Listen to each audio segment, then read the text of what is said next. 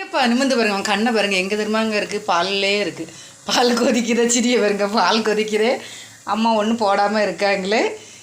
இப்போ காப்பித்தூள் போட்டு தரேன். நமக்கா உளுந்த வடை இன்னைக்கு போட்டிருக்கேங்க. அபிமா ரொம்ப நாளாக கேட்டுட்ருக்கா, கிட்டத்தட்ட ஒரு வாரமாக அம்மா உளுந்த வடை வாங்கித்தா உளுந்த வடை வாங்கித்தானே. சரி வாங்கி தரது செட் ஆகுது. நேற்று ரசம் கடைக்கு போயிட்டு இருந்தேன்லங்க, சரி எண்ணெய் இருந்துச்சா பிள்ளைக்கு போட்டு கொடுத்துருவோன்ட்டு போட்டாச்சு.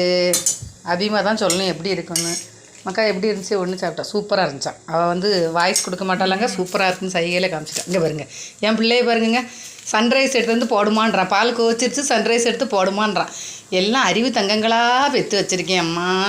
எப்போ ராசா இங்கே வா, என்ன எடுக்குங்க, அங்கேருந்து என்ன எடுக்க போகிறீங்க? கப்பு எடுக்க போகிறாங்க. அவன் ஆள் எப்பேற்பட்ட ஆள் தெரியுமாங்க, ஆற்ற கப்பு சருவம் எல்லாம் எடுத்துக்கொண்டு தந்துடுவான் என் பிள்ளை. அப்படி சுடுபால் எல்லாத்தையும் போட்டுறாதான் மக்கா. இங்கே வா, இங்கே வா. இன்றைக்கி உளுந்த வடையும் காஃபியும் தாங்க. நல்லா இருக்குங்க, நிஜமாகவே நல்லாயிருக்கு. உளுந்த வடை சூப்பராக இருக்குது. நாங்கள் ஒன்று சுட்ட உடனே ஒன்று எடுத்து டேஸ்ட் பண்ணி பார்த்தாச்சு. இந்த ஒன்று அபிக்குட்டி போட்டதுங்க, அதான் உருண்டையாக இருக்குது. இன்னும் மக்கள் அங்கே பாருங்க, இங்கே பாருங்க, வடிகட்டி தீட்டு வந்துருக்க பாருங்க இருக்கு.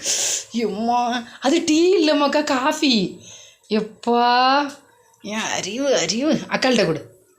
அவள் உளுந்த வடையில் இப்படி சரிச்சு வச்சு அபிக்குட்டி ட்ரை பண்ணாங்க, அதாக்கும் எடுத்து கொடுக்குறான். அம்மாடியோ